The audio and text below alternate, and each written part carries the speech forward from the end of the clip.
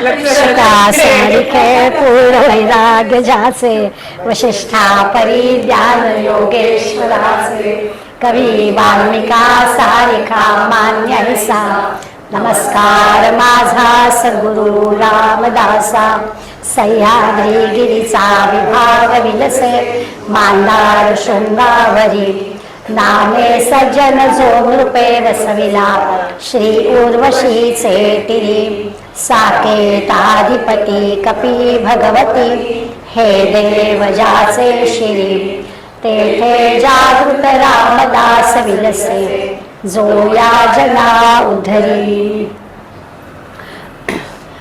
आपण 5वा दशक सुरू केला आणि तेव्हा पहिल्या समासामध्ये गुरु निश्चय केला की सद्गुरू पाहिजे.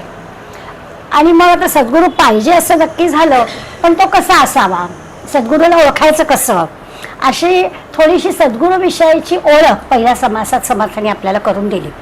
आज दुसरा समाज जो आपल्याला पाहायचा आहे त्याच्यामध्ये गुरुची लक्षणं पाहिजेत की आज म्हणजे समर्थांच्या वेळेला सुद्धा या प्रांतामध्ये फसवणूक होती असं आपल्याला हे समास वाचताना लक्षात येईल. आज तर आहेच, आज गल्लोगल्ली पाट्या लावून अनुग्रह दिले जातात, तर ते काही समर्थांना मान्य नाही आहे. सद्गुरू हा आपला जन्मोजन्मीचा असतो, त्यामुळे नेमका आपला कुठे योग आहे हे आपल्याला माहिती नसतं, ते सद्गुरू शोधून काढतो आणि ती भेट होतेच. जसं आपण शिवाजी महाराज आणि समर्थांबद्दल म्हणतो की आधी महाराज तुकारामांकडे गेले, कारण त्या खोऱ्यामध्ये तुकारामांचं नाव होतं, लोक तुकारामांकडे जात होते. तोरणा किल्ला घेतल्यानंतर स्वराज्याचं तोरण तर लागलं, परंतु शहाजीराजाला अटक झाली आणि स्वराज्यावर मोठं संकट आलं. तेव्हा मग जिजामातेंनी ठरवलं की अनेकांचे आशीर्वाद आपल्या मुलाला मिळाले पाहिजेत आणि म्हणून तुकारामांकडे शिवाजी महाराज गेले होते. पण तुकारामांना माहीत होतं की हे इथे नाही आहे याचा योग, याचं वेगळं. आणि समर्थांची ओळख प्रत्यक्ष नाही पण माहिती ही सगळी तुकाराम महाराजांनी शिवाजी महाराजांना दिली होती. आणि मग कितीतरी काळ वाट बघावी लागली आणि मग समर्थांची आणि शिवाजीची भेट झाली असं आपल्याला इतिहास सांगतो. तर तसं आहे की आपण म्हणतोय म्हणून नाही, तर आपला नेमका कुणाशी सद्गुरू आणि शिष्य ही आपली परंपरा काय आहे जन्मोजन्मीची, याप्रमाणेच आपल्याला तो सद्गुरू भेटणार आहे. तर त्याच्यासाठी प्रयत्न वेगळे करावे लागत नाहीत.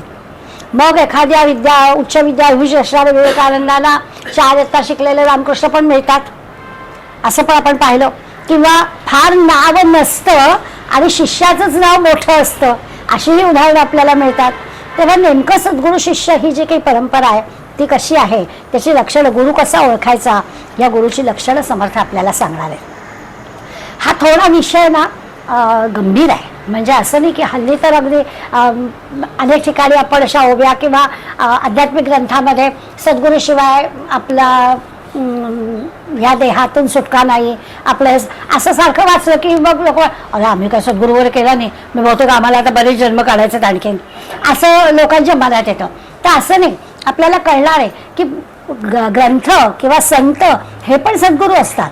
आपली संस्कृती, आपली परंपरा अशी आहे की आपल्याच परंपरेमध्ये गीतेची पण जयंती साजरी होते, दासबोधाची जयंती साजरी होते.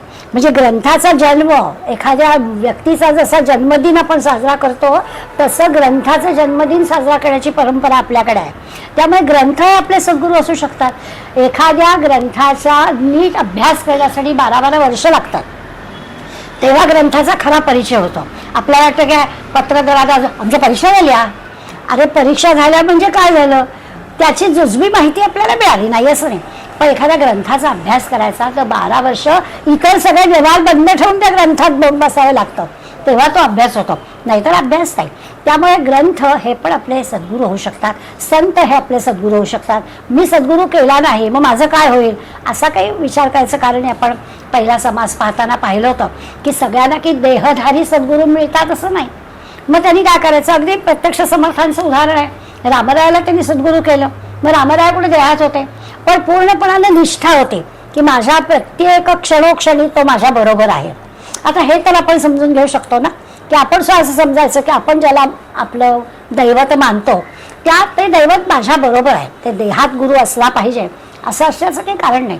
असा विचार आपण मनात ठेवून या गुरु निश्चयाचा किंवा गुरु लक्षणांचा विचार करायचा. गुरु हवा आहे ही गोष्ट बरोबर आहे, पण गुरु कोण ह्या प्रश्नामध्ये फार पडण्याचं आपल्याला कारण नाही. ते आपोआप होतं. पण गुरुची लक्षणं काय आहेत ती समजून घेतली पाहिजे. समर्थ कडक शिक्षक आहेत, त्यामुळे समर्थाने सांगितलं, आपण मागच्या वेळेस पाहिलं होतं की देवापाशी जर आपलं अंतर पडणार असेल तर तो सद्गुरू नाहीच. देवाशी जवळीक साधण्यासाठी तो मध्यस्थ आहे. सद्गुरू हा मध्यस्थ आहे. अशा भावनेनं त्या सद्गुरूकडे बघायचं की देव आपल्याला निर्गुण निराकार देव आपल्याला लक्षात येत नाहीये, मग सद्गुरू आपल्याला त्या देवापर्यंत घेऊन जातो. पण सद्गुरू इतकंच सन्मानाचं स्थान, किंबहुना देवापेक्षा तो सद्गुरू आपल्याला देव ओळखू देणार आहे, म्हणून सद्गुरूचं स्थान मोठं आहे. अगदी सद्गुरू देवापेक्षा सुद्धा मोठा, असं पण समर्थ आपल्याला सांगतात.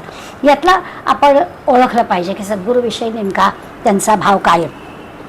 दुसरं असं आहे की सद्गुरूचं एक महत्त्वाचं काम असतं की जे गीतेमध्ये आपल्याला दुसऱ्या अध्यायातच सांगितलं आहे की आपलं प्रत्येक कर्म हे निष्काम असायला पाहिजे. आपण जे कर्म करतो ना, मग आपली दैनंदिन कर्म असतील, प्रापंचिक कर्म असतील, वैयक्तिक असतील, ती सगळी ना त्याच्या मागे आपला हेतू असतो. असं नाही आहे की निर्हेतुकपणानं आपण काही कर्म करत नाही. तर आपल्याला गीता सांगते की आपलं प्रत्येक कर्म हे निष्काम भावनेनं असाल, त्याच्यामधून काहीतरी मला मिळवायचं आहे अशी कामना, अशी भावना असता कामा नाही. तर ते देवाचं कर्म, देवासाठी केलेलं कर्म असा त्याचा अर्थ होतो. आता गीतेतला हा विषय आपल्याला म्हणजे योग हा कर्मसु कौशलम, त्याचा त्या आपल्या कर्माचा कर्मयोग करायचा असेल तर मग काय, तर त्याला सद्गुरूची मदत लागते. नाहीतर आपण व्यावहारिक माणसं आहोत, तर आपण एखादी काम केलं की त्याचा मोबदला आपल्याला आर्थिक नाही पण काहीतरी कोणतरी म्हणावं की छान झाली कॉफी, साधीच गोष्ट असते, काय हरकत आहे. म्हणणाऱ्यांनी पण म्हणावं, घेणाऱ्यांनी पण ते आनंदाने घ्यावं, नाही म्हटलं तरी राग मानून नाही, म्हटलं तरी काही मोठी हे असं दोन्ही असतं. पण हे असं निष्काम भाव आपला असतो, कोणीतरी म्हणावं छान झालाय ग, अशी एक भावना आपली असते, नकळत असते. पण ते गीता आपल्याला सांगते की कर्म करावं आणि ते भगवंताचं आहे म्हणून करावं. आणि ती गोष्ट आपल्याला कोण जाणवून देतं, तर ते काम सद्गुरूचं आहे की अगं तू कर, भावना नको ठेव, कोणीतरी म्हणेल ह्याच्यासाठी नको करू, अगदी मनपूर्वक कर. देवाला देतोय आपण प्रसाद, देवाला देतोय असं म्हणून किती छान ताट वाढतो. जरासं इकडे तिकडे म्हणजे भाजीचा रस सुद्धा बाजूला येता का बघ, इतकं आपण काळजी घेऊन ते पान छान वाढतो. आणि मग डावीकडे काय, उजवीकडे काय, मग आपल्या घरातली लहान मुलगी आहे अगं इकडे नाही वाढायचं, डावीकडे वाढायचं, असं सगळं सांगतो. खरं काय देव काय बघणार नाहीये, खाणार नाहीये, काही नाहीये, पण त्याला द्यायचं आहे ना, मग ते नीट नेटकं व्यवस्थित चांदीच्या ताटात सगळं असलंच पाहिजे. असं प्रत्येक कर्म आपलं असावं. असं सद्गुरूच्या सानिध्यात गेलं की आपलं प्रत्येक कर्म हे निष्काम भावनेनं होतं, असं होतं. म्हणजे कसं आहे की आपल्या खिशात पैसे आहेत तर आपण काय करायचं, शेगावला जायचं, तीर्थस्थानी जावं ही इच्छा होते. नाही तर काय, थंड हवेची ठिकाणं आणि मौज मजा, हॉटेलिंग फिरणं काय कमी आहे. पण इच्छा काय होईल, सद्गुरू जर असेल ना ते इच्छा तीर्थस्थानी जातो. आता 4 दिवस सुट्टी मिळाली, शनिवार सोमवार जरा जाऊन येते श्रीथरगडी, असा भाव होतो. नाही तर खिशात पैसे उडवायला किती वेळ लागणार आहे, किती बाहेर प्रलोभन आहेत आपल्याजवळ. सद्गुरूचं काम काय आहे तर हे आहे की तुम्हाला योग्य मार्ग दाखवतो. हे काही मुंगीपासून हत्तीपर्यंतच्या कुठल्याच प्राण्याला ही बुद्धी नाही आहे, फक्त माणसाचं ही बुद्धी आहे निवड करण्याची.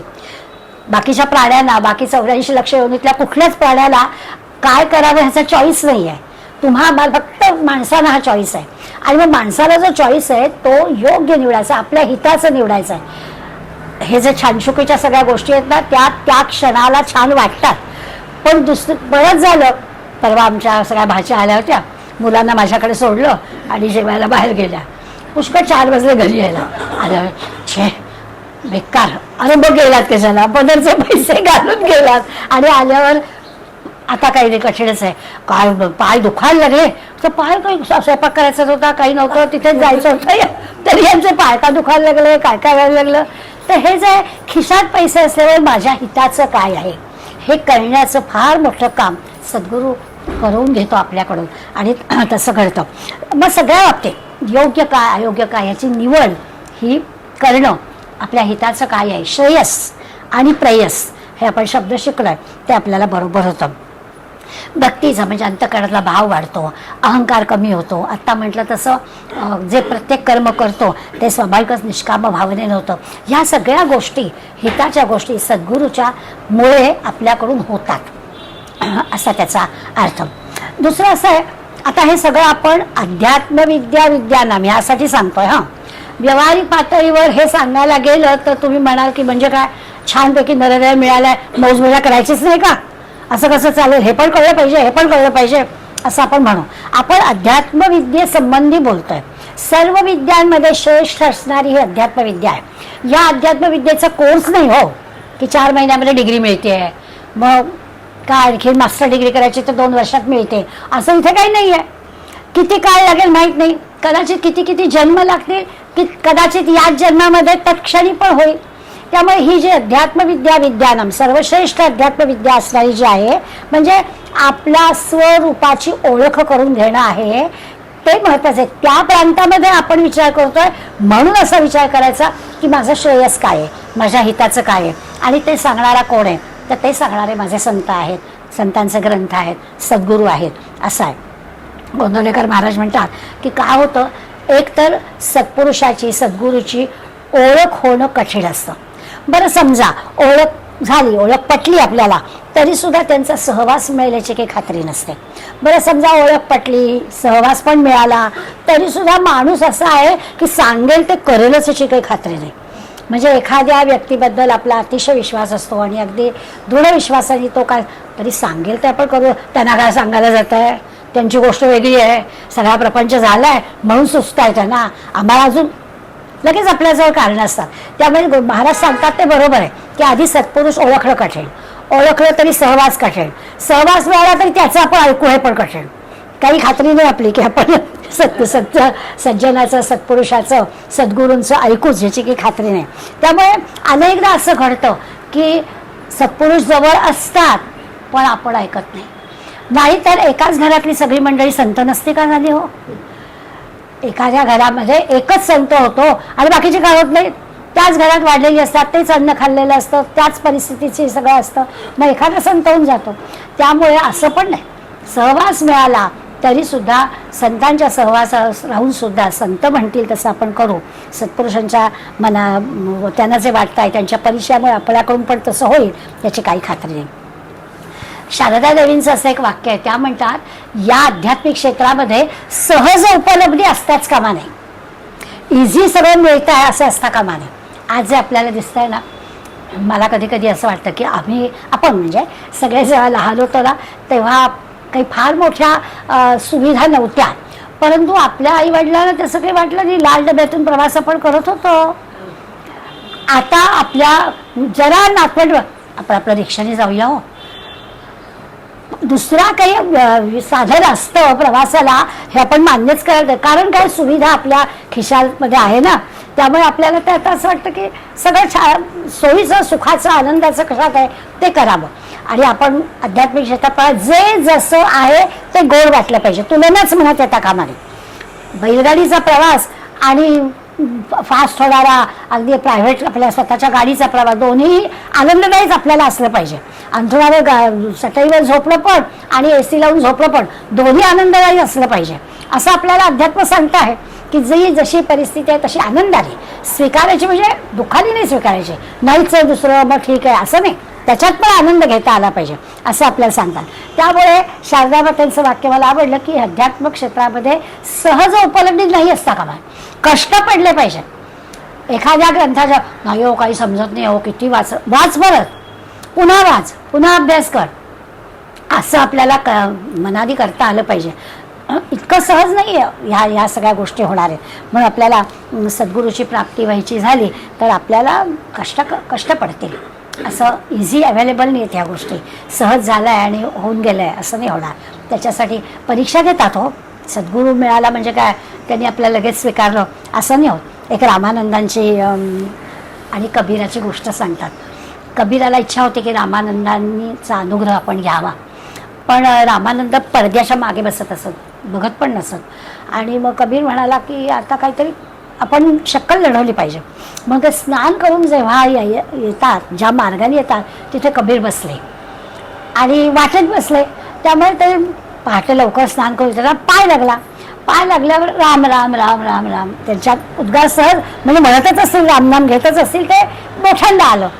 आणि मग त्यांच्या मार्गाने ते निघून गेले. कोण आहे काय आहे नमस्कार केला, राम राम राम करत निघून गेले. यांनी आपल्याला हा गुरुमंत्र मिळाला आहे कबीराने असं ठरवलं की हा मला गुरुमंत्रच मिळाला.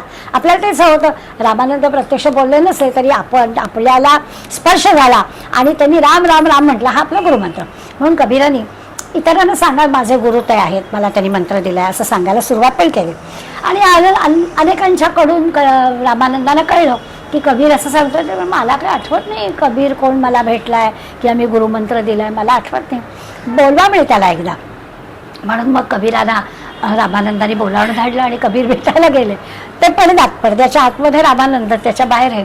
तर म्हणाले अरे असं काही आपली भेट झाली नाही, मी काही तुला गुरुमंत्र दिलेलं नाही. नाही कसं म्हणाला, दिलाय तुम्ही मला गुरुमंत्र, मी तुमचा गुरुमंत्र घेतलाय. मग त्यांनी अनेक प्रश्न कबीरांना विचारले. कबीर सगळ्याला उत्तरं देत होता. आणि मग राम राम म्हटलं म्हणून काही मी तुझा गुरु झालो असं होऊ शकत नाही, असं कबीराने त्याला आज म्हटलं. तर ते म्हणाले काही हरकत नाही, वेद पारंगत म्हणजे वेदशास्त्राहून रामनाम मोठंच आहे ना, त्यामुळे मी ते घेतलंय आणि तो माझा मंत्र आहे असं म्हटल्यावर वेदशास्त्रापेक्षा नामाचं महात्म्य जास्त आहे असं कबीराने सांगितल्यावर रामानंद जरा हे झाले, म्हणाले नाही हा वेगळा. आणि मग रामानंदाने त्याचं शिष्यत्व स्वीकारलं. पण कबीराने सुद्धा रामानंदांचं शिष्यत्व स्वीकारलं म्हणून एकदम आता झालं आपण जग जिंकलं असं नाही झालं. कबीराने सुद्धा रामानंदांची एक परीक्षा घेतली. एकदा असं झालं की रामानंदाने त्यांच्या पितरांचं श्राद्ध वगैरे होतं म्हणून कबीराला म्हटलं की अरे दूध घेऊन ये. तर कबीराने रामानंदांची परीक्षा घेतली. मृत गाय होती आणि मृत गायीच्या तिथे जाऊन बसला आणि भांडं घेऊन आणि दूध काढायला म्हणाला ही दूध. तर रामानंदाने ही कशी दूध देईल, ही गाय मृत आहे, ही कशी दूध देईल. तर म्हणाले का तुमचे पितर मृत आहेत ते येणार आहेत ना जेवायला, मग ते जेवणार आहेत तर मृत गाय दूध द्यायला काय हरकत आहे. म्हणजे ते पण काही असं नाही की कबीराने रामानंदाने स्वीकारलं म्हणजे झालं असं नाही. तर मेलेली गाय चारा खाल्ला पाहिजे, तिने दूध दिलं पाहिजे. जर का पितर जेवायला तुमच्याकडे येऊ शकतात तर हे का नाही. मग रामानंद निरुत्तर झाले. तर असं हे गुरु शिष्याबद्दल नातं हे असं असतं. असं नाही की तो सद्गुरू म्हणजे मग तो काय म्हणेल ते, शिष्य सुद्धा सद्गुरूची परीक्षा घेतो असं आपल्याला दिसतं. जे दिसतं तसंच्या तसा आपण त्याचा अर्थ लावायचा नसतो. लोकमान्य टिळक कर्मयोगी होते, गीतेचा सगळा कर्मपर त्यांनी अर्थ लावला, गीतारहस्य लिहिलं. आणि म्हणून लोकांचं असं मत झालं की हे असं पूजा अर्चा ह्याच्यामध्ये रमणारे नाही, थोडं नास्तिकतेकडे झोकणारे ते आहेत. कर्मावरती भरोसा ना सगळा, कर्मयोग पण गीतेचा अर्थ लावला, कर्म महत्त्वाचं. त्यामुळे ते की देवपूजा वगैरे असं मानत नाहीत असं. पण एकदा लोकमान्यांना असं विचारण्यात आलं की तुमचं ब्रीद वाक्य काय, तुम्ही असं काय सांगाल की हे वाक्य लक्षात, जसं आपण स्वराज्य माझा जन्मसिद्ध हक्क आहे असं लोकमान्यांचं वाक्य म्हणतो तसं आध्यात्मिक क्षेत्रात असताना तुम्ही ब्रीद वाक्य काय सांगाल. तर ते मला ईश्वरावर विश्वास ठेवा आणि आपलं कर्तव्य करा. ईश्वरावर विश्वास ठेवून आपलं कर्तव्य कर्म करा, हे ब्रीद वाक्य लक्षात घ्या. म्हणजे होतं ते असते. आणि लोकमान्यांच्या चरित्रात असा प्रसंग येतो, आपला पण हा अनुभव असतो बघा. आपल्या घराघरात आपण गणपती आणतो, काय 1.5 दिवस 5 दिवस आपला अगदी आनंद सोहळा असतो, पूजा अर्चा आरती वगैरे प्रसाद सगळं आपण करतो. आणि विसर्जन झालं ना की एक असं निराश व्हायला होतं, काहीतरी असं गडबडून आल्यासारखं आपल्याला वाटतं. त्या रिकाम्या कोणाकडे पाहिलं की वाईट वाटतं. लोकमान्यांच्या चरित्रामध्ये हाच प्रसंग आहे की एकीकडे लोकमान्य कर्मयोगी म्हणून लोक त्यांना असं म्हणत असत की हे बहुधा नास्तिक आहेत, पण लोकमान्याच्या डोळ्यात पाणी यायचं रिकामा कोणाला बघून. तर काय नेमकं आहे की आपल्या सद्गुरूचं काम काय आहे, तर आपली जी आस्तिक्य बुद्धी आहे, आपला जो भक्तीचा भाव अंतःकरणात आहे तो वाढवला पाहिजे. देवावरचा विश्वास म्हणजे काय, आता आपल्या घरातल्या मुलांशी आपल्याला अत्यंत सावधगिरीने वागायला लागतं बरं का. परवा माझी भाची वय वर्ष 5, भाचीची मुलगी, संध्याकाळची वेळ होती, देवांशी मी दिवा लावला, म्हटलं या शुभंकरोत्सवाय. आजी देव वगैरे सगळं बकवास आहे. 5 वर्षाची मुलगी, एकही अक्षर मी येतलं तुम्हाला वावगं सांगत नाही. तर मी एकदम चरकले, बकवास शब्दानेच मी चरकले. म्हटलं काय बकवास म्हणजे काय, फालतू. मला म्हणाली देव वगैरे काही नाही आहे. म्हटलं का बरं नाही आहे, मग का आमची झालीच ना. तर माझ्या लक्षात असं आलं की ह्यांना कोण शिकवतं, नेमकं त्या काय ऐकतात, नेमका अभ्यासक्रमात काही आहे का, यांच्या शाळेमध्ये सर्वधर्म समभाव सांगताना काही सांगतात की काय. आता हा शोध आपण काही 5-6 तास मुलं शाळेत असतात त्यांच्याबरोबर नसतो, आपल्याला जाणूनच घ्यावं लागतं. तर माझे खाडकनच डोळे उघडले की शाळांमध्ये काय शिकवलं जातं. सर्वधर्म समभाव शिकवायचं बरोबर, पण म्हणून हिंदू धर्मातले देव हे कनिष्ठ आहेत असं जर शिकवलं जात असेल तर आपल्याला जागं राहायला पाहिजे. जसं आपण पाहिलं होतं पांडुरंग शास्त्री आठवल्यांच्या वेळेपासून की मुलांची सहल नेली जाते. सहल न्यायची, काही अंतर गेलं की बस बंद, आणि बस बंद पडली की मग तो जो आता सगळी मुलं इंग्लिश मिडियममध्ये किंवा कॉन्व्हेंटमध्ये जातात, तो त्यांचा जो पादरी असतो तो बसमध्ये उभा राहतो. म्हणाले असं करा बाळांनो, आपली बस बंद पडलेली आहे, आपला क्लीनर आणि ड्रायव्हर काम करता आहे, पण असं करा आपापल्या देवाची प्रार्थना करा. खरोखर मुलांना असं वाटतं की त्यांनी काय आपल्याला स्वातंत्र्य दिलं, आपापल्या देवाची प्रार्थना करायला सांगितले आणि आपापल्या देवाची प्रार्थना करा, बघूया आपली गाडी स्टार्ट होते का. आणि मग नाहीच, आता बंद पडलेली गाडी नाहीच स्टार्ट होणार, बंद पाडलेलीच असते ती. काही वेळेमध्ये जातो, परत तो पादरी उभा राहतो आणि तो म्हणतो ठीक आहे तुम्ही केलीत मनापासून प्रार्थना, पण आपली गाडी काही चालू होत नाही, आता मी तुम्हाला मेरीची प्रार्थना सांगतो. आणि मग मेरीची प्रार्थना सांगतो, मुलांकडून करवून घेतो आणि गाडी स्टार्ट. बंद पाडलेलीच गाडी असते. हे पांडुरंग शास्त्रींनी उदाहरण दिलं आहे आपल्या ह्याच्यात, त्या काळापासून हे चालत आलं आहे. आज तर आपली बहुसंख्य मुलं अशा शाळांमध्ये जात आहेत, किती आपल्याला जागं राहायला पाहिजे. असे प्रसंग जेव्हा घडतात तेव्हा लक्षात येतं की आम्ही हे जे करतोय ना हे अत्यंत तुटपुंज आहे. हो, हे आपल्या वैयक्तिक ह्याच्यासाठी उपयोगी आहे. ग्रंथांचा अभ्यास करतोय, छानपैकी आठवड्यात 2दा काहीतरी चांगलं ऐकायला येतोय, घरी गेल्यावर आपण त्याच विषयात असतो वगैरे वगैरे. हे आपल्यापुरतं मर्यादित स्वरूपात चांगलंच आहे, पण जगात विचार केला, देशाचा विचार केला, हिंदू धर्माचा विचार केला तर हे पुरेसं नाही. म्हणून या सगळ्या कन्सेप्ट आपल्याला समजून घ्यायला हव्यात. गुरु जो आहे तो असं बाह्य लक्षणांवरून ठरवता येत नाही. भगवे कपडे घातले, दाढी वाढवलेली आहे, रुद्राक्ष माळा घातली आहेत म्हणून तो सद्गुरू झाला आहे असं नाही होत. त्याची लक्षणं आपल्या लक्षात घ्यायला पाहिजे. मी मगाशी म्हटलं तसं की समर्थांच्या वेळेत सुद्धा दांभिकपणा खूप होता, अगदी फसवेगिरी होती. काहीतरी लोकांना म्हणजे असं हे करायचं, काय म्हणतात त्याला, किमया किंवा काहीतरी एक विशिष्ट शब्द आहे त्याला, वशीकरण करून घ्यायचं, असं सगळं करण्याची त्या वेळात सुद्धा गोष्टी होत्या. आता तर काय फसवाफसवीचे प्रकार वाढलेच आहेत. त्यामुळे या ठिकाणी पहिली सुरुवातच जी ह्या समासाची झाली आहे ना ती या भोंदूगिरी, समर्थ भोंदू शब्द वापरतात, की फार वाढलेली आहे या क्षेत्रात सुद्धा. तर आपण पहिल्या 3 ओव्यामध्ये समर्थ अगदी ठामपणात सांगितलंय की ह्याच्यात आपण अडकायचं नाही. आपल्याला खरा कोण सद्गुरू आहे हे ओळखता, त्याच्या बाह्य रूपावरून आपण ठरवायचं नाही की हा सद्गुरू आहे. थोडं असं असतं की सामान्य माणूस जो असतो ना त्याला चमत्कारांचं आकर्षण असतं. आजही बघा, म्हणजे मला कोणाला कमी लेखायचं नाही आहे, परंतु शेगावच्या गजानन विजयची पोथी वाचणारे, ऐकणारे अनेक लोक असं किती चमत्कार आहेत त्याच्यात, पण त्याच चमत्कारांचं आकर्षण वाटणारे बहुसंख्येने भक्त पण आहेत. मग असं वाटतं की अजूनही सामान्य माणसाला चमत्काराचं त्याच्या मागचं रहस्य शोधून काढायला लागतं. जसं आपण म्हणतो की गजानन विजयच्या 5व्या अध्यायामध्ये पाणी नाकारलं, उन्हाळ्याचे दिवस आहेत, तहान लागलेली आहे, दुपारची वेळ आहे, पण पाणी महाराजांना चमत्कार दाखवायचा नव्हता, समाजाची काळजी होती की या एवढ्या परिसरामध्ये पाण्याने तहानेने व्याकुळ झालेली मंडळी आहेत, तर खडखडाट असणाऱ्या विहिरीमध्ये सुद्धा त्यांनी पाणी उपलब्ध करून दिलं. तो काय त्यांना स्वतःचं मोठेपण दाखवायचं नव्हतं, त्यांना त्या संबंध त्या परिसरात राहणाऱ्या समाजासाठी तिथे पाणी उपलब्ध करून द्यायचं होतं. पण चमत्कार दाखवल्याशिवाय समाज ऐकणारच नाही ना. परस्पर गेले असते आणि त्या विहिरीला पाणी आलं असतं, कोणाला कळणार होतं. म्हणून हे सगळं घडवावं लागलं. तर हा त्याच्या मागचा जो भाव आहे ना तो असा सांगितला गेला पाहिजे. नाहीतर नवीन मंडळी जी आहेत ना ती मंडळी हे काय ह्या पोथीतला सगळे चमत्कार आहेत असं काय कुठं असतं का. पण सामान्य माणसाला चमत्काराचं आकर्षण असतं. किंवा दुसरं असं असतं की काही प्रापंचिक दुःखाने माणूस जर व्याकुळ झालेला असेल ना, अत्यंत कष्टी झालेला असेल ना, तर त्याला असा एक कुठेतरी आधार वाटतो गुरूंचा, आणि मग तो काहीही करायला तयार होतो. अलीकडल्या बघा 10-15 वर्षामध्ये नागबळी प्रकरण आपल्याकडे वाढलं नव्हतं, इतके वर्षात ऐकलेलं होतं. पण मुलीचं लग्न होत नाही आहे, मग कोणी ते सांगितलं नाशिकला जा आणि नागबळी करू द्या.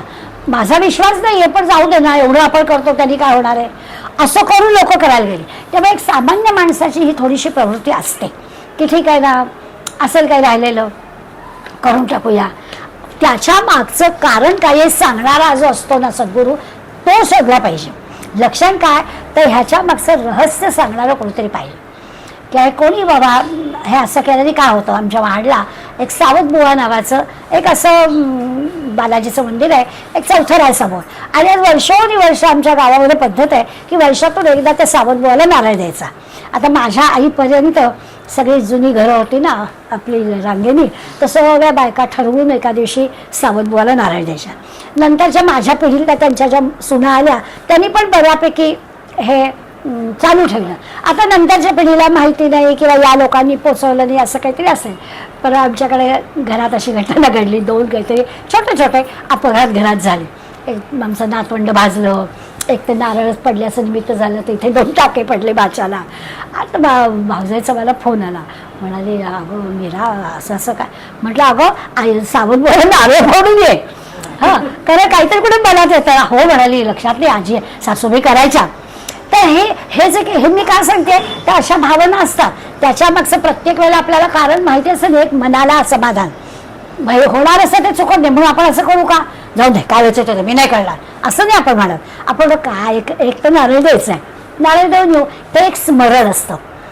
मला भगवंत त्याचं नावच म्हणजे सावध आहे, सावध करावं. आपण म्हणतो ना गॅसवरती भाजी टाकली आहे आणि फोन आला. आता मोबाईलमुळे आपण हिंडत फोन घेतो, भाजी बघतो, तो भाग वेगळा. पूर्वी असं व्हायचं, लँडलाईनवर फोन तिथे उभं राहून फोन घ्यायचा. मग सावध पण काय ते लक्षात राहिलं पाहिजे. तिथे सांगितलं 1-2 मिनिटं थांबा गॅस बंद करून येतो, हे सावध पण आहे. आणखी वेगळं काय सावध पण. तर हे सावध पण ह्या सगळ्या चमत्कारांच्या मागे भगवंताचं असतं. आपण त्याला चमत्कार म्हणतो आणि मग आधुनिक विचारसरणीचे लोक या सगळ्यापासून लांब राहतात. आणि तुम्ही आम्ही काय करतो की सामान्य माणूस विश्वास टाकणारा असतो, अंतःकरणात त्याचा भाव असतो, मग तो म्हणतो असू दे. तर याच्यासाठी समर्थांनी सुरुवातीलाच भोंदू कोण आणि हे कोण हे ओळखायला आपल्याला शिकवलेलं आहे. आणि खरंच संतांनी कितीतरी चमत्कार वाटतील अशा गोष्टी केल्या. त्या माऊलींचं, ज्ञानेश्वर माऊलींचं वय ते किती, आणि त्याच्यामध्ये रेड्याने वेद काय म्हटले, भिंत काय चालवली. आपण भिंत चालवली हा चमत्कार त्यांनी करून दाखवला म्हणून ते काय तुमच्या आमच्यासारखं कारसारखं वापर नव्हते करत. ते घडलं आणि त्याला ते चमत्कार म्हणतोय आपण.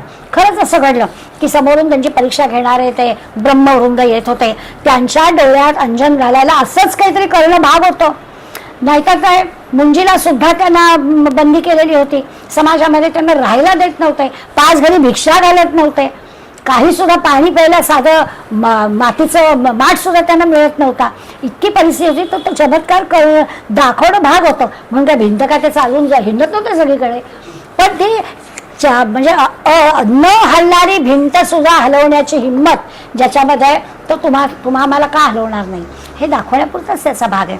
किंवा गोंधळकर महाराजांनी दृष्टी दिली आईला, म्हणून त्यांनी गोंधळला की डोळ्यांचा दवाखाना काढला नाही की येईल तो अंध माणसाला मी करतो डोळे दृष्टी देतो, असं नाही केलं. समर्थांच्या चरित्रामध्ये प्रसंग आहे की समर्थ 12 वर्ष पर्यटन करून आले आणि एका पोलीस पाटलाने जामच्या त्याला ओळखलं आणि त्याला सांगितलं की अरे तुझी आई किती वाट बघते तुझी. खासरे झाले तिच्या डोळ्यांची वाट बघून बघून. आज तरुणपणी 12 वर्षाचा मुलगा घरातून निघून गेलाय, 24 वर्ष झाली रोज वाट बघते, रोज वाट बघते असं म्हटल्यावर दुसऱ्या दिवशी हा मुलगा जामला गेला.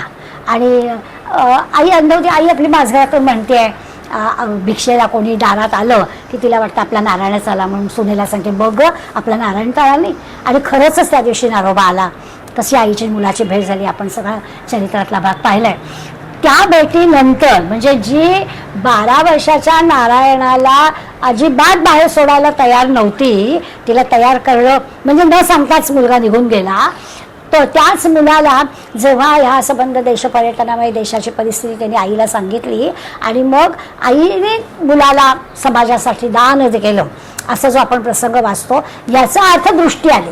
दृष्टी आली म्हणजे काय, चर्मचक्षु जो अंध झालं होतं त्याला दृष्टी आली असं मानायचं काही कारण नाही. दृष्टी आली म्हणजे हे लक्षात आलं की आज आपला मुलगा आपला जरी असला तरी समाजाला त्याची निकड आहे आणि मग समाजासाठी त्यांनी काम हे केलं पाहिजे हे तिच्या लक्षात आलं आणि तिने समाजासाठी मुलगा दिला, ही दृष्टी आली आहे. त्यामुळे संत महंत मंडळी ही जी आहेत ही काय करतात, त्यांच्या मागचा हा जो काही दृष्टिकोन आहे तो आपल्या लक्षात केला पाहिजे. ही ज्या ज्ञानदृष्टी ज्याला म्हणूया, ही ज्ञानदृष्टी या मंडळींनी दिली. त्या बंधू कोण आणि खरा गुरु कोण ही सुरुवातीला या समासाच्या सुरुवातीला समर्थांनी माहिती दिली. पुढल्या 4थ्या ओवीपासून 8व्या ओवीपर्यंत त्यांनी व्यवहारिक ज्या कला आपण शिकतो त्याला किती गुरुची आवश्यकता असते. आता साधं तबला शिकायचं आहे, पेटी शिकायचं आहे, चित्रकला शिकायची आहे, अगदी बुद्धिबळ शिकायचं आहे. मला असं वाटतं की खेळ या बुद्धिबळासारख्या खेळायला शिकवायचं काय, बुद्धीने खेळायची गोष्ट आहे ना. त्यामुळे त्याला काय असं नाही. हां, म्हणजे आता बास्केटबॉल खेळायचा आहे, कॅरम खेळायचा आहे, तर तिथे आपल्याला कुठे बरोबर कुठल्या ठिकाणी आपल्याला लागला पाहिजे, किती जोर लागला पाहिजे, त्याप्रमाणे ती ही जाईल सोंगटी, याच्यासाठी काहीतरी आयडिया असतात. तसं बुद्धिबळाला काय बुद्धीच लावायची आहे, पण तरी बुद्धिबळाचे क्लासेस असतात. तर कुठलाही खेळ कुठलीही कला शिकायची झाली तर त्याला काहीतरी कोणीतरी शिकवावं लागतं, असं व्यवहारामध्ये आपण पाहतो. किंबहुना लहान वयापासून माणसाच्या बाबतीत तरी असं. परवा आपण गोशाळेत गेलो होतो, आपल्याला त्यांनी 5-6 दिवसाचं वासरू दाखवलं. म्हणजे जन्माला वासरू आलं तर 4 पायावर नाचायला उड्या मारायला लागलं की हो. आपल्या पोराला चालवायला वर्ष लागतं. वर्षाचं पोर झालं की ते भिंतीला टेकून उभं करायचं, एक पाय टाकरे, गाणी म्हणायची, गोडी लावायची, आणि मग ते पाऊल टाकणार पोरगं, मग टाळ्या वाजवायच्या, मग दुसरं पाऊल. माणसाला सगळं शिकवावं लागतं. खायला प्यायला चालायला सगळ्याला शिकवायला लागतं. लगेच जन्मता काहीच आपल्याला येत नाही. म्हणजे आई वडील या सगळ्या कडून आपण या सगळ्या गोष्टी शिकत असतो.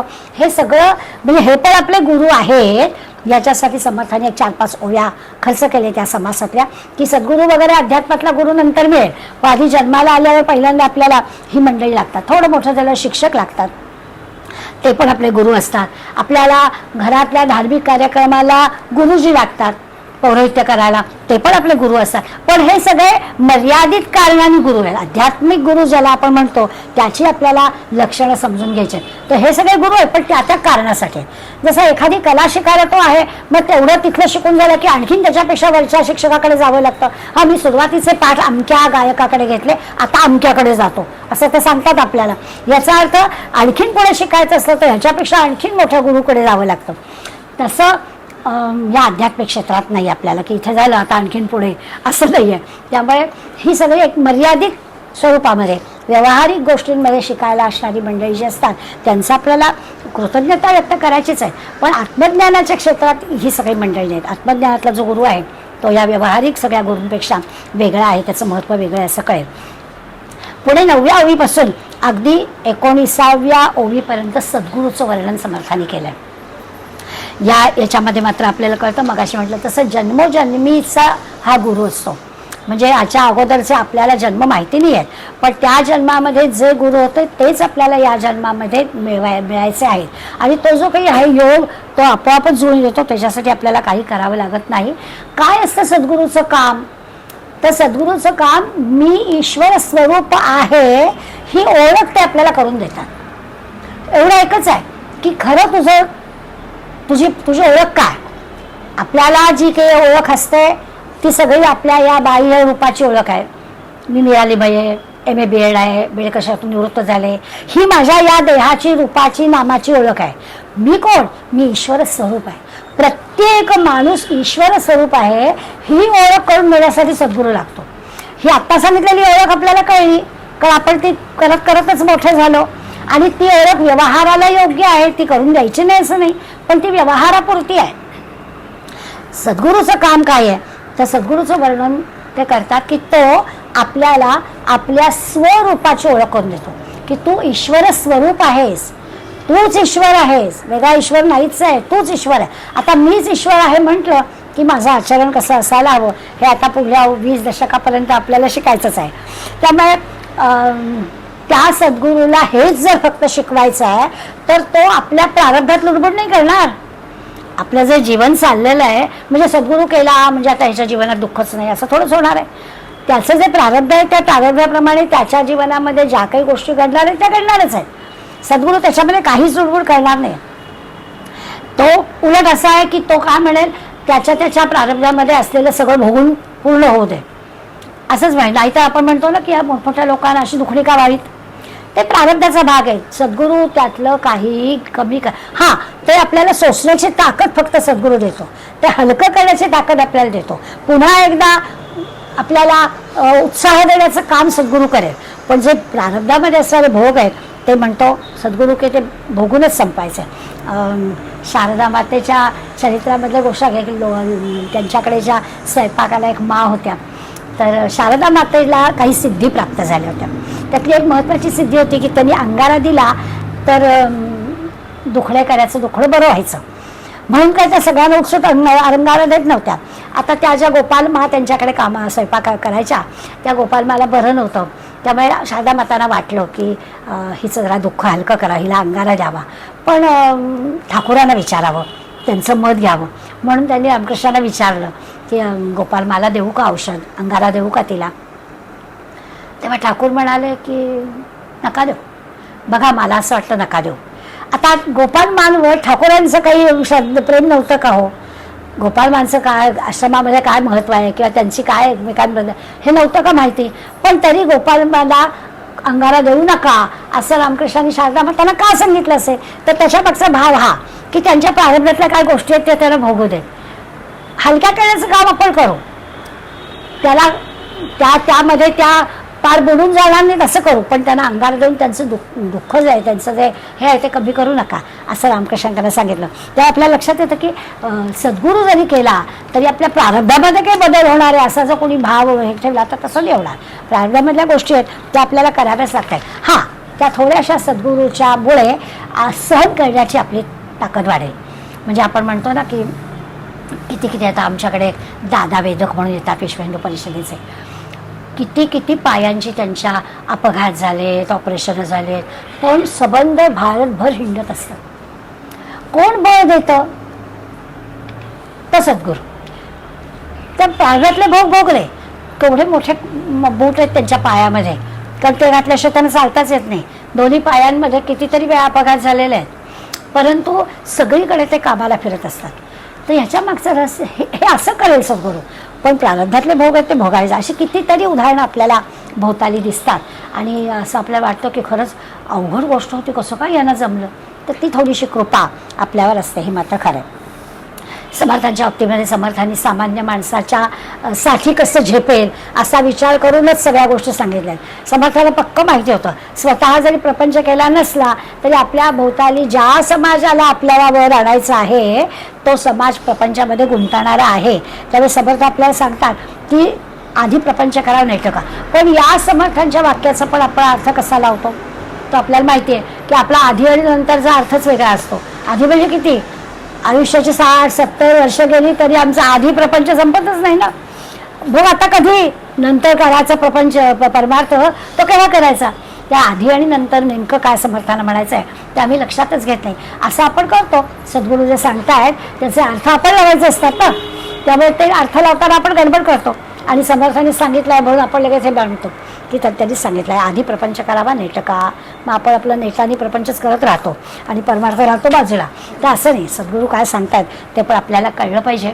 आणि सद्गुरू बरोबर सांगतात. समर्थांची ओवी आहे, शिष्य श्रवणी कवळ भरी. शिष्याला त्यांनी असं म्हटलं की त्याला झेपेल असंच सद्गुरू सांगत असतात. सद्गुरूला माहीत असतं कुणाला काय झेपेल, त्या प्रमाणातच ते करतात. त्यांनी फक्त कल्याणाला छाती उडाली सांगितलं.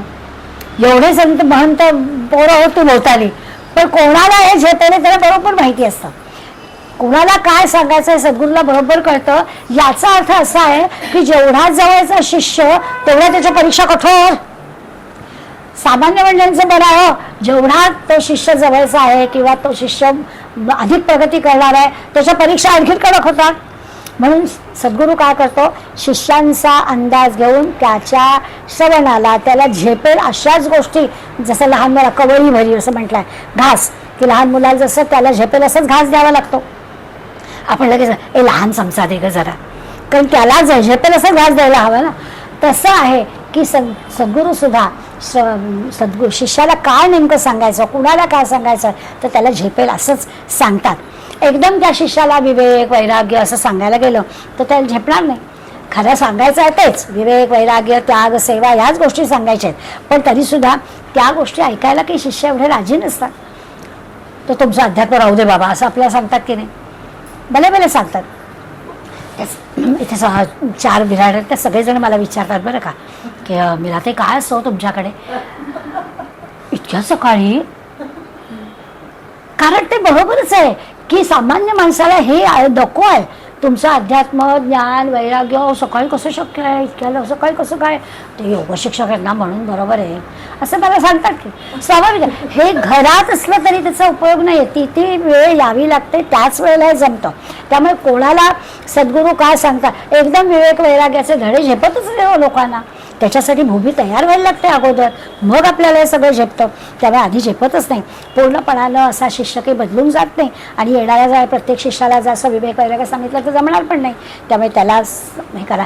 खूप असं शिष्यांच्या मनामध्ये संदेह शंका असतात, त्या येणार नाही किंवा त्या संदेह शंकांचं निरसन होईल या सुद्धा गोष्टींकडे सद्गुरूला पाहावं लागतं. त्यामुळे शिष्याला तयार करण्यामध्ये या सद्गुरूचा फार मोठा वाटा असतो. ते लक्षण महत्त्वाचं आहे. ते होत आहे का पुरं, का आपल्या शंका वाढतातच आहे, हा पण विचार आपल्याला करावा लागतो. लगेचच्या काही ओव्यांमध्ये समर्थांनी सद्गुरू कसा नसावा हे पण वर्णन करून सांगितलं. जरा मोठा आहे समास आपला हा, पण सद्गुरू कसा नसावा हे पण ते सांगतात. की आपण पाहिलं की देवामध्ये आणि आपल्यामध्ये अंतर ठेवणारा सद्गुरू असता कामा नाही. की आपल्या मनामध्ये भगवंताबद्दलचा जो काही भाव आहे तो अधिक वाढला पाहिजे. कसं वागावं, काय विधिनिषेध असावा, कसं कर्म करावं ह्याबद्दल आपल्या शिष्याकडे बारकाईनं पाहणारा असावा. नाही तर होईल काय, त्या कोण आपल्याला अधिक बिदागी देतोय, कोणाचं पाकिट जरा जास्त आहे असं म्हणून तो शिष्य आपला असं म्हणणारा गुरु असेल तर नाही चालणार. त्यामुळे कसा नसावा हे सुद्धा समर्थांनी हे केलं. शिष्यासं न लावती साधन. सद्गुरू कसा असावा तर शिष्याला साधनेला लावणारा असावा. ते जर होत नसेल, सद्गुरू केलाय आणि शिष्य साधनच करत नसेल तर ती जबाबदारी नुसत्या शिष्याची नाही आहे, ती सद्गुरूची पण आहे. त्यांनी शिष्याला साधनेला लावलं पाहिजे. आपण काय म्हणतो, काय हो बसते मी पण अजून चित्त लागतच नाही आहे, ती फक्त आपली चूक नाही आहे, त्यांची पण ती जबाबदारी आहे असं लक्षात घ्यायचं. की शिष्याला साधनेला सद्गुरूंनी लावलं पाहिजे. का आपलं चित्त लागत नाही आहे, काहीतरी आपलं चुकतं असं जसं आपण म्हणतो, सद्गुरूची जबाबदारी आहे की त्या शिष्याला साधनेला लावलं पाहिजे. न करावी ते इंद्रिय दमन. समर्थांची ओवी सांगते ना की शिष्याचं इंद्रियांवरती जर ताबू मिळत नसेल तर नाही चालणार. शिष्याला इंद्रियांवरती ताबा मिळवता आला पाहिजे, हे सद्गुरूचं काम आहे. सद्गुरूने हे केलं पाहिजे की त्याची साधना वाढवली पाहिजे, त्याची इंद्रिय कंट्रोलमध्ये राहिली पाहिजे. मन इकडे तिकडे भरकटतायत असं नाहीच होता कामा. सगळी जी इंद्रिय आपली बाहेर आहेत, आपल्या सगळ्या इंद्रियांवरती येणाऱ्या ज्या गोष्टी आहेत त्यातलं चांगलं काय आहे ते आपल्याला घेता आलं पाहिजे. हे काम कोण आहे, सद्गुरू आपल्याकडून ते करून घेतो. म्हणून शिष्यासं न लावती साधनं न करावी ती इंद्रिय दमन. ऐसे गुरु अडक्याचे तीन मिळाले तरी त्यागावे. म्हणून म्हणजे समर्थ कडक शिक्षक आहे. समर्थाला असं जर होत नसेल ना तर ते काही नाही, मिळत असतील अगदी सहज मिळत असतील अडक्याचे तीन, पण अशांना काही त्यांचा त्याग करावा असं सद्गुरू काही कामाचं नाही. आपली साधना वाढली पाहिजे, आपला भाव अंतःकरणातला भगवंताबद्दलचा आहे तो वाढला पाहिजे. ते जर होत नसेल तर आपलं कोरडंच काम झालंय, काहीच उपयोग नाही त्याचा. त्यामुळे असे काही खरे सद्गुरू नाही असा विषय समर्थाने आपल्याला या समासात सगळी भूमी आपली तयार केली आहे. आधी सद्गुरूचा निश्चय करून घेतला आहे की सद्गुरू असायला हवा असं सांगितलं आहे आणि त्याला जोडून आता त्या सद्गुरूची लक्षणं सांगताना आता तयार केलं की असं नाही असता कामा, असं नाही असता कामा, हे असं होत आहे का बघा, आपलं प्रारब्ध बदलणार नाही आहे, आपल्या मनातल्या शंका दूर झाल्या पाहिजे. आणि आता ते आपल्याला साधना करत असताना साधकाला काही सहज शक्ती प्राप्त होतात आणि मग गडबड होते त्याची पण आपल्याला जाणीव करून देतात. की साधना करताना जर व्यवस्थित साधना व्हायला लागली तर आपल्याकडून जे काही असं वाटतं की ह्या शक्ती आपल्याला मिळाल्या असं वाटतं आहे आणि मग त्या शक्तीचा उपयोग आपण करायला लागतो आणि तिथे आपल्याला गडबड होतो. एकदा काय हे असं झालं तर मग त्या सिद्धी वापराव्याशा वाटायला लागतात. त्या सिद्धी वापरायला गेलं की त्या साधकाला मान सन्मान मिळतो, पैसा मिळायला लागतो, अलीकडल्या काळात ते पण असतं. मग हे मिळायला लागलं की त्या साधकाची आणखीन वाढायला लागते, प्रसिद्धीकडे जी हाव वाढायला लागते आणि त्यांनी फार म्हणजे आपलं नुकसान होतं. म्हणून समर्थ जवळजवळ 4च ओव्यांमध्ये घेतलाय, पण त्यांनी हा मुद्दा आपल्याला सांगितलाय की साधना म्हणजे आधी सांगितलं की सद्गुरू कसा असावा, साधना वाढवणारा असावा. लगेच सावध केलं, साधना वाढली, काही सिद्धी प्राप्त झाली की गडबड होईल ते पण होता कामा नये. किती समर्थ सावधपणाने आपल्याला एक एक मुद्दा सांगतात बघा की भगवंत प्रामाणिक पण आपल्याला हवा आहे इतपत बरोबर आहे, पण सिद्धींचा वापर लगेच करायचा आणि त्याच्यातून आपला मान सन्मान प्रसिद्धी मिळवायची असा मोह व्हायला लागतो, तिथे आपल्याला सावधपण पाहिजे, त्याला आपण बळी पडता कामा नये. रामकृष्ण परमहंसांनी अगदी शेवटच्या म्हणजे देह टाकताना स्वामीजींना बोलावलं होतं आणि रामकृष्णांना सगळ्या सिद्धी प्राप्त होत्या, त्यामुळे या सगळ्या सिद्धी मी तुला देतो म्हणून स्वामी विवेकानंदांना त्यांनी सांगितलं होतं. विवेकानंदांनी सगळं ऐकून घेतलं आणि विवेकानंदांनी त्यांना असं विचारलं की यांनी काय प्राप्त होईल, तर म्हणजे नाही, तू हे जे काही धर्माचं काम करतोयस त्या धर्माच्या कामाला तुला ज्या ज्या गोष्टी लागते, मुख्य म्हणजे परदेशात पण प्रवास स्वामीजींचा चालू होता, तुला पैसा लागेल, तर या सगळ्या सिद्धीने तुला या सगळ्या गोष्टी सहज प्राप्त होतील. तेव्हा स्वामीजी म्हणाले ईश्वर प्राप्त होईल का, नाही, ईश्वर तुला तुझ्या साधनेने प्राप्त होईल, ह्या सिद्धीने तुला ईश्वर नाही प्राप्त होणार, पण बाकी सगळ्या व्यवहारिक गोष्टी तुझ्या प्राप्त होतील. मग म्हणाले मला या सिद्धी नकोत. बघा बरं, शिष्य आहे, सत्शिष्य आहे, सद्गुरू आहे, तो द्यायला बसलाय, पण हा माणूस घ्यायला तयार नाही. तो म्हणाला जर का माझ्या देहाकडून काम करून घ्यायचं असेलच ईश्वराला, तर या अडचणी येणारच नाहीत. या सगळ्या व्यावहारिक अडचणींसाठी तुम्ही मला सिद्धी देऊ करताय ना, मग जर का माझ्याकडून काम होणार अशी जर ईश्वराची इच्छा असेल तर ईश्वर त्या सगळ्या अडचणी दूर करेल, मला त्याच्याशी काय करायचं करून. आणि रामकृष्णांनी देऊ केलेल्या सिद्धी नाकारल्या. हे सत्शिष्याचं लक्षण, म्हणजे समर्थना आपल्याला सावध करताय, आपल्याला जरा एवढंसं काही मिळालं, अहो काय अभ्यास आहे तासभरावर, की लगेच मला फुशाळ की असं नाही चाललं. अहो काहीच नाही, आपल्या लगेच लक्षात येतो की मोठी मोठी माणसं किती आपल्यावरती आहे, तरी केवढा त्याग केलेला आहे, केवढा अभ्यास केला आहे, आपण आपलं एवढंसं काहीतरी करतोय आणि काहीतरी खूप केलं. तसं नाही. समर्थ सांगतात साधकाला आपल्या याची जाणीव झाली पाहिजे. जरा काही आपल्याला कोणी चांगलं म्हणताय की त्याच्यातून आपण म्हणजे ते भूत मानगोटीवर असलंच की झालीच गडबड. तसं समाजसेवेबद्दल पण असं असतं, समाजसेवेचं पण एक भूत असतं, ते मानगोटीवर बसलं की मी काहीतरी फार करतोय असं त्या समाजसेवकाला वाटतं आणि माझ्यासारखा मीच काय तो, असं नाही झालं. मग संत आपल्याला फार सावध करतात. बरं, दुसरं असं आहे की मग अशी म्हटलं प्रापंचिक समस्या सोडवण्यासाठी हे बुवा महाराज करतात, पण सद्गुरू जे आहेत ते प्रापंचिक समस्या सोडवण्यासाठी काही करत नाहीत. बुवा महाराज करतात, अंगारे दुपारे देतील, मग आपल्याला वाटेल हा होईल, हे काही सद्गुरूंचं काम नाही, तर ते करत नाहीत असं होईल. ज्ञानेश्वर माऊलीने योग याग विधी येणे नोहे सिद्धी असं हरिपाठात स्पष्ट सांगितलेलं आहे. वायाची उपाधी दंभधर्म, हे असं करणं म्हणजे आपल्या सगळं हे वाया जातं, हा दंभ आहे, दर्भ आहे, त्यांनी काही होणार नाही, अशा पद्धतीने करूच नाही असं सांगतात. चमत्कार जे संतांच्या चरित्रात आपल्याला ऐकायला वाचायला मिळतात ना, ते खरं म्हणजे असं आहे की ईश्वराचं अस्तित्व नाकारण्यासारखं आहे ना, त्यांनी जर करून दिलं तर ईश्वर कशाला असं होईल ना. त्यामुळे चमत्कारांकडे जायचंच नाही, त्याच्याकडे पाहायचंच नाही, त्याच्यातलं खरं रहस्य शोधून काढायचं, हे बरोबर आहे. छान आपली जे गजानन महाराजांच्या उपासना हे आहे ना, ते त्या लोकांची कामं ही आहे की त्याच्या मागचं रहस्य काय ते त्या उपासकांना सांगतात की ठीक आहे, इतक्या वर्षांपूर्वी पोथी लिहिणाऱ्या दासगणू महाराजांनी जसं जसं चरित्र त्यांना मिळालं तसं तसं चरित्र लिहिलं. त्या कथेमागचा, त्या चमत्कारामागचा खरा अर्थ काय आहे, किती महाराजांना समाजाची कणव होती, धर्माची कणव होती, हिंदूंची कणव होती, हे त्या छोट्या छोट्या प्रसंगातून आपल्याला दिसतं. ते लोकांना जागृत करायला काय होतं, अशा प्रकारचा विचार त्या सगळ्या गोष्टीतून आपल्याला मिळतो. त्यासाठी हे आहे, आपण की चमत्कार महाराजांचे पाहिजे म्हणून पोथी वाचायची नाही आहे, त्याच्यामागचं रहस्य शोधून काढायचं आहे.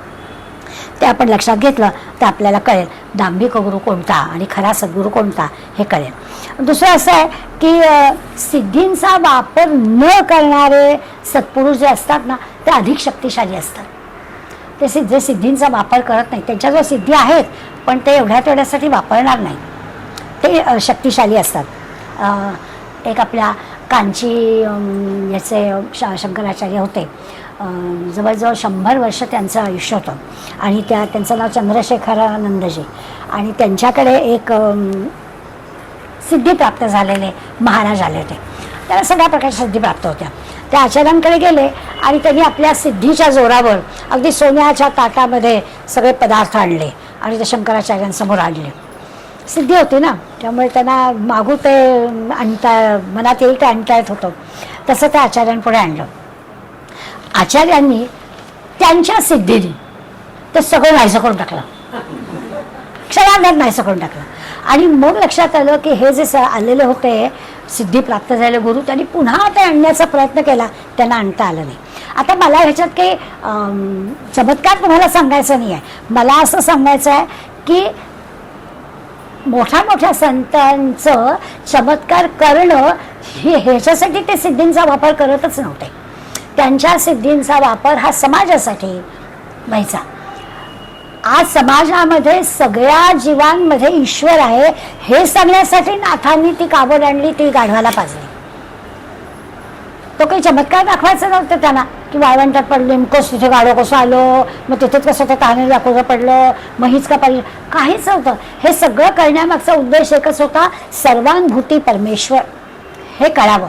नाहीतर कुठे गंगा, कुठे रामेश्वर, पायी यात्रा, पाणी घेऊन जायचं, काही शक्यता ज्या गोष्टी आहेत का ह्या अजिबात नाही आहेत.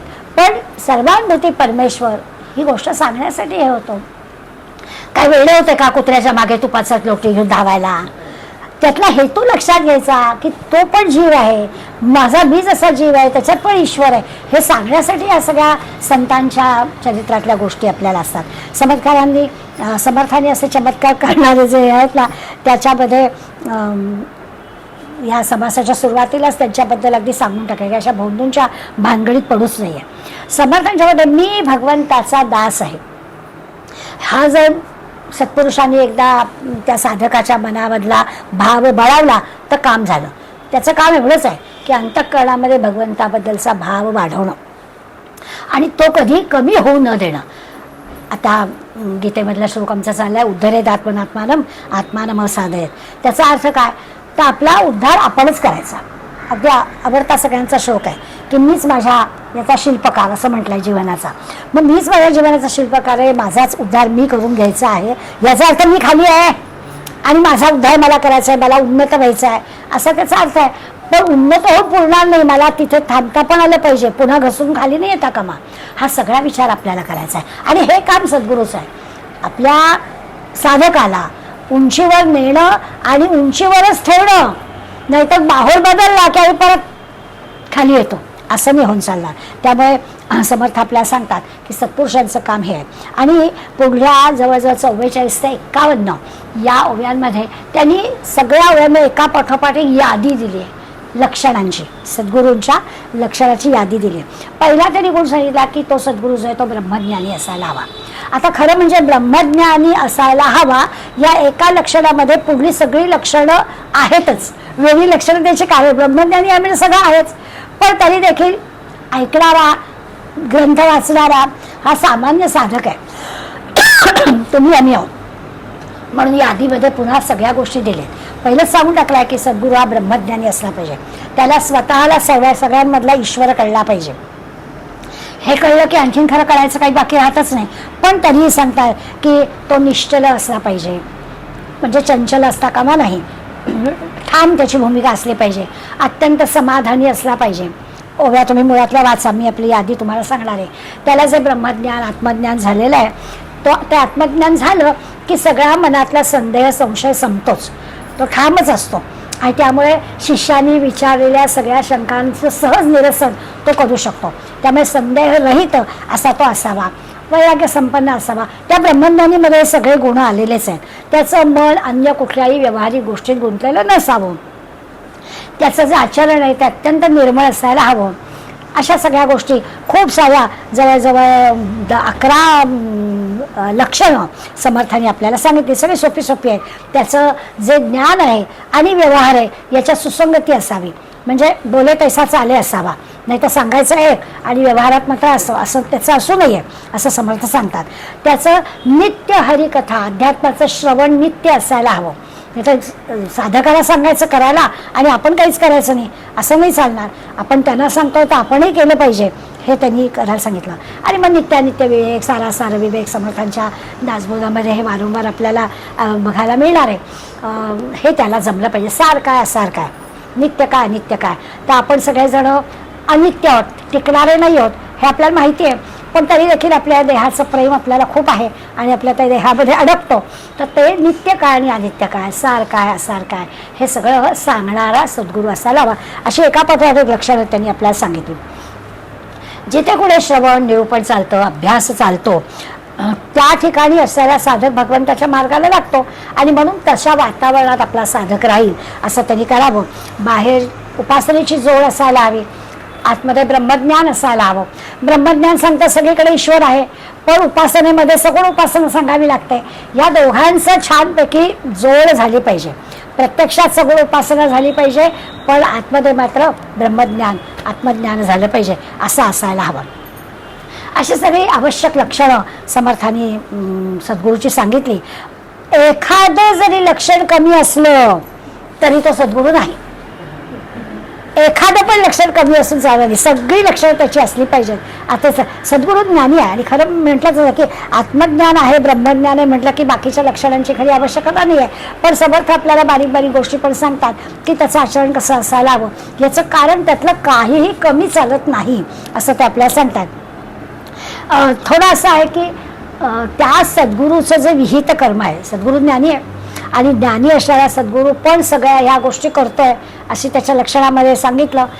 श्रवण करतोय, नित्य उपासना करतोय, सगळ्या गोष्टी करतोय आणि तरी देखील तो सगळ्या मर्यादांचं पालन पण करतोय, म्हणजे विहित कर्म पण करतोय. जसं भगवंत अर्जुनाला सांगतायत, सगळं अध्यात्म ज्ञान भगवंतांनी अर्जुनाला दिलं ना, पण तरीसुद्धा तू युद्ध कर. सांगायचं होतं ते युद्ध करायलाच हवं. याचं कारण हे आहे की त्या सद्गुरूचं पण आपल्याला हे दिसलं पाहिजे की जरी तो ब्रह्मज्ञानी आत्मज्ञानी असला तरी विहित कर्म केलं पाहिजे. कालच्याच ह्याच्यात मी सांगत होतो की एकदा गोंदवल्याला एक साधक गेले, अगदी महाराजांवर निष्ठा होती, महाराज असतांची गोष्ट आहे आणि इतकी निष्ठा होती. पण ते गेले तेव्हा महाराज त्यांच्या नातेवाईकांच्या गोतावळ्यात बसले होते आणि इनामदार होते. जमीन जुमला खूप होता महाराजांचा, त्यामुळे त्या जमिनीचा काही वाद चालला होता आणि महाराज अहम की आपलं मत मांडत होते. या माणसाच्या मनात आलं की हे काय सामान्यांसारखं जमिनीच्या तुकड्यासाठी वाद घालतात, महाराज आहेत ना, त्यांनी नाही असं करू, असं मनात साधकाच्या खरा निष्ठा आहे, महाराजांवर निष्ठा आहे. पण तरी मनात आलं की हे सामान्य माणसासारखं चाललंय एका जमिनीच्या तुकड्यासाठी. आणि मग महाराज काय मला नाटक जमलं की नाही, कारण हे सगळं वरवरचं नाटक असतं, व्यवहारामध्ये करावंच लागतं. हे विहित कर्म आहे, ते करायलाच हवं. कारण न्याय काय आहे, योग्य काय आहे सांगणारे कोण.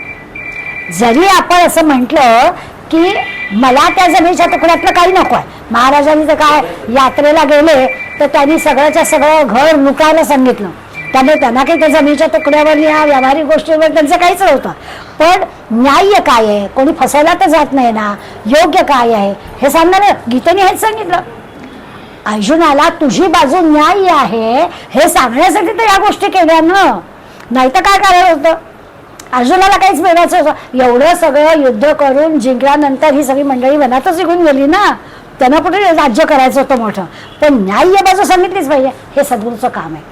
योग्य काय आहे, न्याय्य काय आहे, सार काय आहे हे सांगणं सद्गुरूचं काम आहे. म्हणून तो उपासनेच्या मार्गाला लावेल, पण व्यावहारिक गोष्टीमधल्या सुद्धा गोष्टी तो करेल, त्याची विहित कर्म पण तो करेल असं दिसलं पाहिजे, नाही तर काहीच उपयोग नाही. विहित कर्म जे आहे, कर्तव्य कर्म काय ते आपण केलंच पाहिजे. कबीर गुरुस्थानी होते तरी देखील बिचारे विणकाम करायचे, पण लोक त्याला म्हणायचे की कशाला आता हे करता, इतकी रामनामाची गोडी आहे, एवढे सगळे तुमच्या भोवताली लोक आहेत, यांचं आपलं विणकामाचं काम झालं. तर म्हणाले नाही, माझा शेला विकत घ्यायला राम बाजारात येतो. हा भाव आहे की हे व्यावहारिक कामं करायची, हीच ती करून न करून कसं चालेल, ते करायचं. ते बाजारात जायचं, लोकांना ते हे दाखवायचं.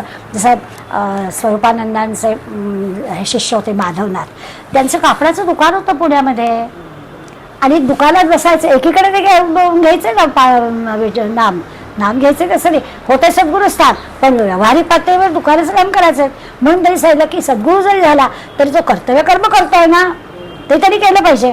कारण मग साधकाला ते शिकवायचं आहे ना, नाहीतर ते पण असंच होईल, काय करत देव आहे तो बघून घेईल, देव काही बघणार नाही आहे. आपल्याला व्यावहारिक पातळीवर तरी कर्तव्य कर्म केली पाहिजे हे तरी सांगितलं पाहिजे. गुरु पद मिळालं म्हणून व्यवहार सगळा सोडला असं नाही समर्थ करायला सांगत, व्यवहार सगळा करायचाच आहे. 73 ओव्यांचा हा समास आपला आहे. खूप साऱ्या गोष्टी समर्थांनी आपल्याला याच्यामध्ये पण 52व्या ओळीपासून एक गुरु शिष्याच्या बद्दल एक 11 गोष्टी समर्थांनी सांगितल्या आहे. ज्ञान, वैराग्य, भजन, स्वधर्म कर्म, साधन, कथानिरूपण, श्रवण, मनन, नीती, न्याय आणि मर्यादा. या 11 गोष्टींचं आचरण नसेल तर परमार्थाला कमीपणा येतो. हे 11 नियम साधकांनी पाळले पाहिजेत आणि सद्गुरूंनी साधकाला पाळायला लावले पाहिजे. समर्थांच्या 52व्या ओळीपासून हे सांगणं आहे. तुम्ही हे समास वाचलात की तुम्हाला कळेल. आणि या 11 गोष्टी आपण आपल्या आचरणामध्ये रोजच्या रोज ठेवल्या पाहिजेत.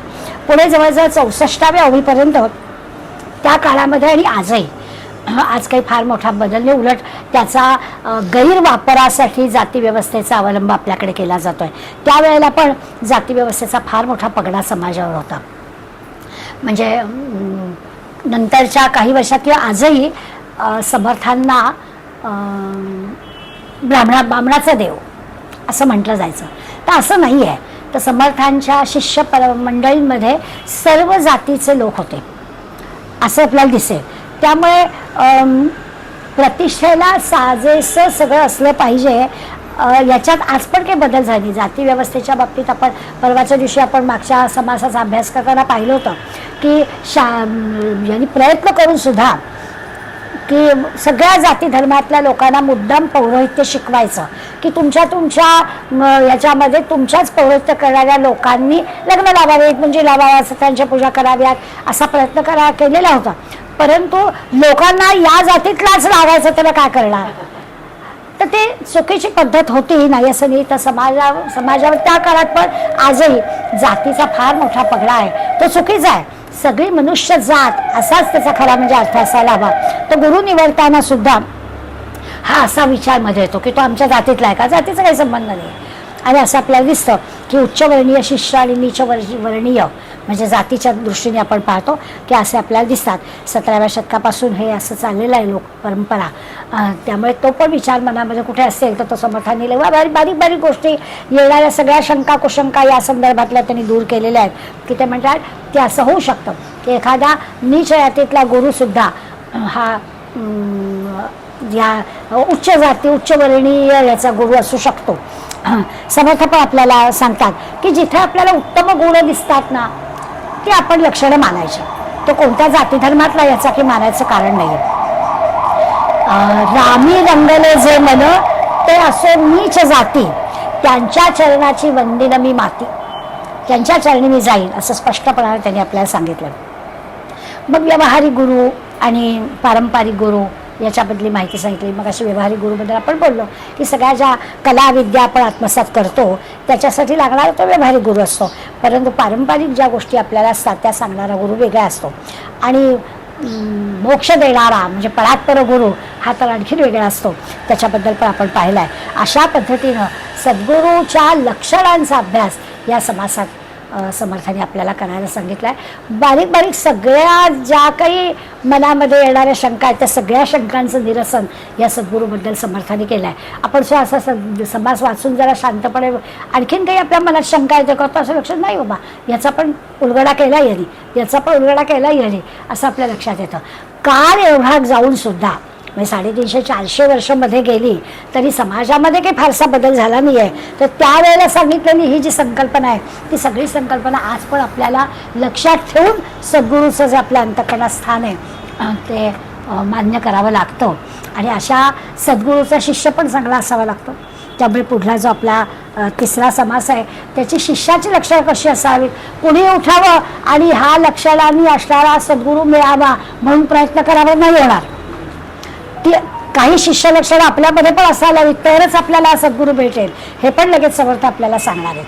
मी जसं परवा सांगितलं की पहिल्या वाचनाने मला असं वाटलं होतं की हा एवढा मोठा ग्रंथ आणि बरेचसे विषय तेच पुन्हा पुन्हा करतायत असं मला पहिल्या वाचनाने वाटलं. जसं जसं आज शिरलं तसं वाटलं नाही. एखाद्या सामान्य साधकाला कशा पद्धतीनं या ग्रंथापर्यंत अध्यात्मविद्येपर्यंत न्यावं हे स्टेप बाय स्टेप समर्थ नेतात. आणि त्या सामान्य माणसाच्या मनामध्ये काय काय येईल तर आता सद्गुरूचा निश्चय झाला. हवा सद्गुरू लक्षणं पण सांगितली की तो कसा असायला हवा ते पण सगळं सांगून झालं. पण लगेच नाही तुम्हाला मिळणार तुम्ही कसे असायला हवा. मग आपल्या जर आपली रक्षा कुठली असायला हवी, एक सत्शिष्य म्हणून आपण काय आपलं आचरण असायला हवं, काय आपला दिनक्रम असायला हवा, तो सगळा असला तर सत्शिष्याला सद्गुरू प्राप्त होणार आहे. म्हणून आपली रक्षण पण आता आपल्याला पुढल्या समाजात शिकायचे. तव स्मरण संतत स्फुरणदाया घडो त्वदीय गुणकीर्तन ध्वनी सुरम्य करणी पडो. स्वदेश हित रक्षणा विण दुजी कथा नावडो. तुझ्या समय्या मुची तनुही देशकारी पडो. जय जय रघुवीर समर्थ.